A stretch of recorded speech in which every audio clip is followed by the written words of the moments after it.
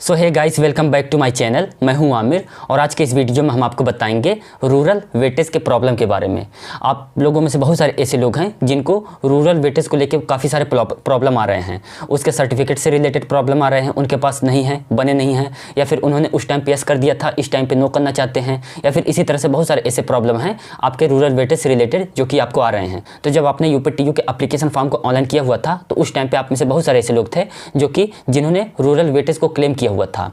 तो क्या होता है ना कि अगर आप उसको क्लेम करते हैं तो उसके लिए आपको एक सर्टिफिकेट बनवाने की जरूरत होती है, जिसको मतलब ग्रामीण सर्टिफिकेट या फिर ऐसे कहिए कि रूरल वेटेज सर्टिफिकेट ऐसा कुछ बोलते हैं।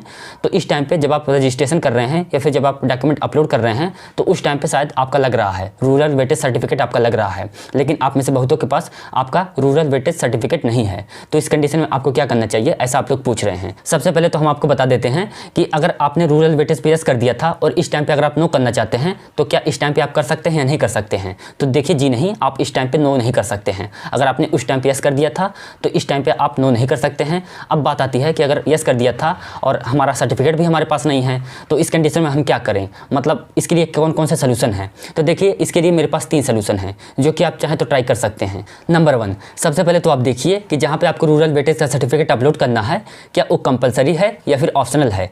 क्या मतलब वो स्किप करने वाला कोई प्रोसेस तो नहीं है कि अगर स्किप कर दें, ऐसा अगर हो जा रहा है तो आप चाहें तो उसको छोड़ के आगे भी बढ़ सकते हैं। अगर ऐसा हो जा रहा है तो फिर चाहे तो आप बाद में जाके बनवा के उसको कॉलेज रिपोर्टिंग के टाइम पे या फिर फिजिकल रिपोर्टिंग के टाइम पे कॉलेज में जमा कर सकते हैं। तो ऐसा आप कर सकते हैं अगर ऐसा हो जा रहा है तो, अगर ऐसा पॉसिबल है तो। अब बात करते हैं सेकंड सोल्यूशन के बारे में, जो कि ये है कि अगर कंपलसरी है तो क्या। अगर वहाँ पे ऑप्शनल नहीं है, अगर कंपलसरी है कि बिना उसको अपलोड किए हुए आप आगे ही नहीं बढ़ पा रहे हैं, कोई अगला प्रोसेस ही नहीं कर पा रहे हैं, तो इस कंडीशन में क्या। देखिए इस कंडीशन में आप क्या कम कर सकते हैं कि जो भी आपका स्कूल था वहाँ पे आपको जाना है और जो इन्फॉर्मेशन ब्राउचर सबसे पहले अपलोड किया गया था वहाँ पे यूपीटीयू के ऑफिशियल वेबसाइट पे, मैं आपको स्क्रीन पे यहाँ पे डाल दूंगा, यही वाला आपको निकालना है और निकालने के बाद अपने स्कूल में जाना है और ये सब फिलअप करके उनसे मुहर लगवा लेना है, साइन करवा लेना है बस। मान लीजिए कि अगर आपका स्कूल नज़दीक नहीं है और कॉलेज में जाना पॉसिबल भी नहीं है तो इस कंडीशन में आप क्या काम कर सकते हैं कि इसी फॉर्म को निकलवा के आप चाहें तो अपने गाँव के प्रधान के पास जा सकते हैं और उनसे साइन करवा लीजिए और मुहर लगवा लीजिए। आप लगा दीजिए,